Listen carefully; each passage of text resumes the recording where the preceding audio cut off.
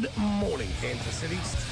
The day of Thursday. I'm Johnny Deere. That's right. There's Miss Nycki. I see Nycki Face. I see you. I see you brought a friend. Oh, listen to little Lulu. Yes, the Lou has wandered into the studio today. She's already licked legs, sniffed people, run in circles. She is my precious little hooker. She already sat on my foot, which is fantastic. Oh, yeah. I miss those days. She's making the rounds, man. Where'd she go now? Is she on your side or my side? No, I think she's behind over you there. somewhere. She likes to get in the corner underneath the board. Curling up. Yeah. I told Jake, I go, make sure I don't bump the dog today because I have to watch my feet because she'll be right next to my feet. Oh, yeah. No, she'll be fine. She'll Don't be anybody fine. turn me in. Oh, no. It's so ridiculous. So Sass spent the night at the house, and she's like, so you want to take Lou to work with you today? Okay. Which is fun. It's always fun to have her around. She's like, and then I get a text, I put snacks in your bag for her.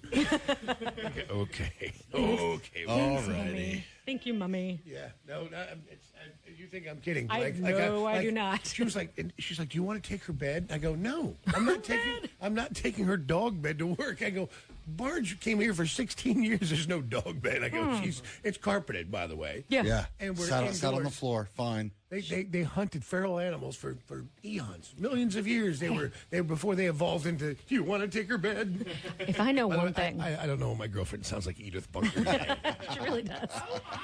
If I know one thing, that dog will lick herself anywhere, at any time, on any surface. Oh, yeah. No, that's like she's like a pot of macaroni and cheese. You'll hear her. A quarter cup of water late. Yeah. Like she gets after it where you're like, yeah. But that's all right. Proud of herself. I know. That's what she does. Oh, yeah, because then she'll try to give you a kiss. Yeah. Then she wants to get in close and tell you a story. Yeah, oh, boy.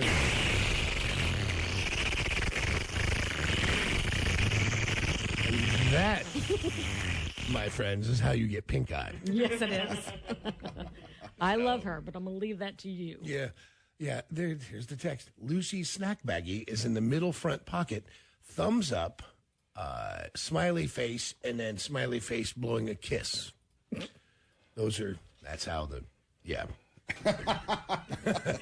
Do you do emojis ever? Because I don't. My family gets on me because I don't. Like, they're always like, love you. Like, even. For the most, no, but I will say, like, I'll thumbs up if I don't want to have a conversation. Yeah. Like, got it.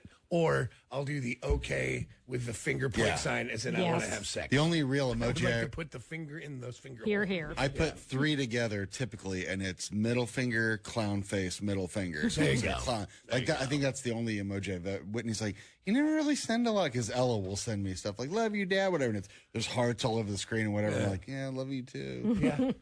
Yeah. Is there an emoji for your second? Daddy didn't draw hearts on the screen. I don't know. Have you ever tried to tell her she wasn't expected? No. No. I just thought Have you ever called her spare? Put her off balance. When somebody comes too overly familiar with me, I like to pretend I don't remember their name. Who are you again? Not boy? I'm like, I've been on the show for 5 years. What's your name again? Don't worry about it, Clark. Yeah, exactly. It tends to keep them at bay. Yeah, that's true. So, True. Lou's in the studio today. Craig Gass is back in the studio. We'll have him back in. So, Craig Gass, like you said, will be in studio. Golf with Sports in Your Shorts. And then one of my favorites, Mike Rowe, is going to stop by. Mike Rowe, of course, you know, from 9 seasons of Dirty Jobs. He's the narrator on Deadliest Catch and Ghost Hunters and a bunch of stuff. He's got his foundation, the MikeRoweWorks.org foundation, which is, you know, for people who everybody's told to go to college, go get your business degree, go get that kind of thing. well, we sometimes in the 80s, we turned labor and ability and skilled working into some kind of a dirty word or a put down. We turned our backs on the very things that built this entire country. Fabrication, steelwork, like the people who put the buildings in, the Blue roads and collar. the infrastructure. Yeah, we turned it into all a of it, shameful... septic and mechanic, all of it. Yeah, and now what do we got? Soft hands, McGee. Hey, girl. Hey, girl. It's not your fault, man. They didn't even teach you. No, dude. We got people goddamn calling companies to change your tire for them. Yeah. You know, it's that place, and again, it's because nobody taught you, and then nobody even told you needed to have it. Right. And so, college. Well, because there came a point, too, where you were taught, well, there's somebody you pay to do that. There's somebody where does that guy come from? That guy's got to come from somewhere. And then what happens when the world goes weird and that guy doesn't just happen into your world? Yeah. Your cell phone didn't work and now you can't read a map. It's true. It's true. You can't read a ruler. Can't read anything. You don't know how to use tools. You don't have any tools. And I'm not saying, because listen, I'm okay at best with tools, but I'm much better than I was when I was a kid, right? Right. And you have to, through practice and have friends, and you learn to do stuff. And if you enjoy that kind of stuff, it's an important part of this world. And we have forgotten it. And look at us now. I mean, we are soft. Yeah, it's true. There is no doubt. It's an important part of this country. Our educational system is not doing a great job of showing kids all of the opportunities that are available, especially those that don't require a four-year degree. Our basic complaint is with the cookie-cutter advice that says the best path for the most people is the most expensive path. We take exception to that and push back against it as best we can. At MicroWorks, we don't believe an expensive four-year degree is the only path to success. We believe that hard work, combined with the mastery of a skill that's in demand, can still lead to a prosperous career. We don't just believe it, we know it. We've already helped over 1,500 men and women get the training they need, and we're just getting started. Apply today for a work ethic scholarship at microworks.org and see where it takes you. I think it's interesting that Mike Rowe took this path because he, of course, we all met him because of Dirtiest Jobs. Yeah. This is exactly what he discovered while he was doing this incredibly successful TV show, was that these people are in high demand. The money is there. When you have to get a septic tank dealt with, hey, man, you've got to learn how to do it. You need a house built. Your electrical's gone bad. Your water pipe is busted. Your road has gone to hell. You need to build a dam. You've got to get something done. There's a roof work. There's plumbing. There's electrical. It is nonstop and ever changing. How does a road get fixed? How does a bridge get rebuilt? How does that high rise go up? I don't know when we turned our heads from it, because I've got a buddy who runs a porta potty business. You want to talk about printing money? Like, dude, that's real work and a real job. As I've moved through this world, I have realized the guys I met who ended up really genuinely being successful, not the I'm successful inside of a corporation successful, the I did it myself, I own this company, all started with their hands getting dirty. Every one of them. Yeah. Every single one of them. Yep. It all started with them. Mike Ballard is the Full Throttle, just because for the name recognition. It started with him buying a piece of land that had never been done. Nothing had been done to it. Had cows on it. He had enough money for a trailer and a bulldozer, and he started up leveling it out. And that was the first throttle. Now, there's so much going on that I learned about just last night between Jesse Dupree and the Pappy Hole Campground and the Full Throttle Saloon and the distillery at Estes Park and the Trimble, Tennessee, and everything. But it all started with a guy out there by himself. In machinery. In a trailer, coming out in the morning and starting to flatten the side of a hill, hour after hour, day after day, moving that dirt and starting to imagine what it could be and figuring out how to do it. But he had to have those kinds of skills to even contemplate it. Yeah. But that is every beginning I've watched now.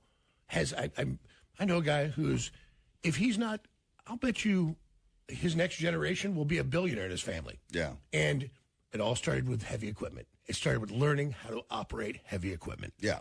All of it. And not everybody's path goes that way, but I can tell you the ones I've learned all started that way. Yeah. It won't guarantee you this kind of success, but you can't have that kind of success working for somebody else. Got to be a foundation somewhere of what you're doing. So it'll be good to have Mike Rowe on. Mike Rowe stops by. Chris Goff with Sports in Your Shorts, getting ready for the weekend, and Craig Gass will be in studio today as well. We had that dinner last night, so Lajon from Sevendust. What did the restaurant look like when you walked in? Like, were people like, what the hell is going on here? It was even sweeter than that. We went to this Sunset Grill out in Overland Park, not far from Bob's house or LJ's. And Lajon's daughter now works there as a server. It was her first night. She was being trained, so we all went to support her. Mm-hmm. So it's Ashley and Lajon and their son, King. I am there with Sassy. Craig Gass shows up. Jesse James Dupree is there. F 'em Up Chuck comes out. Bob shows up. So we've got, 11 people or whatever at the table. And it was just, again, story time. Yeah. Everybody's telling great stories, from Grammy-nominated Sevendust to multi-platinum Jackal, from Craig Gass, and everybody and everything he's done with his life, from television shows to movies to working with Howard and all the musicians he's been friends with, the bands he's opened up for him. And it was a long 3-hour dinner, It was But I can tell you, the great thing about people like that is when it came time, it was her first day server, the tip, which let's say, it ain't ever going to be this good again. Yeah. Enjoy it. You already hit the high point. Yeah. And it was pretty fantastic. And the best part is LJ's having such a good time, and we're in the middle of the conversation. I see if this is a crazy moment. He picks a phone. He goes, "Oh, Chad Kroger." I'll call him right back. And I was like, did you just say you were going to call Chad Kroger? Right? But it was really nice, man, to hang with everybody. Yeah. So they just announced the Static X and Sevendust tour. Did you see those posters yesterday? It's a fantastic poster. It's half of the Static X, the face mask, and then half of like Lajon. But it's super over the top, kind of graphic novel style. Yeah, you have to see it. They're going to be this. If they have to sell those with merch. It right? has to be a T-shirt too. Yeah, it has to be a T-shirt. It's. Let me show you real quick. Anybody listening can look it up. If you go on Instagram and look up Sevendust, you'll see it. Here is that's. Oh, so cool. And look at that half Static X Max and then half Lajon. Yeah, that's pretty badass. Man, imagine if one of those great high-end collectible foil type posters. Yeah. And like a tin or something. And they need to sell shirts on that tour like Whoever that. did that artwork. Yeah. That's impressive. I think it is Edsel Dope. He's a pretty good artist. Or at least he's the one facilitating it. That's cool. So that lead singer for Dope and rumored singer for Static X. People are stupid talents. Rumored. Yeah. So that'll be a good show. What day is? Is that the 23rd or what? Yeah, Monday, October 23rd. October 23rd. If there are any tickets for that show, you should buy them. Dope is going to open the show. Of course, Static X is in the show. Sevendust is on the show. That's going to be one for the ages. That's going to be a great show. I'm looking forward to that show. After Guns N' Roses, that's definitely the one I'm looking forward to. Yeah.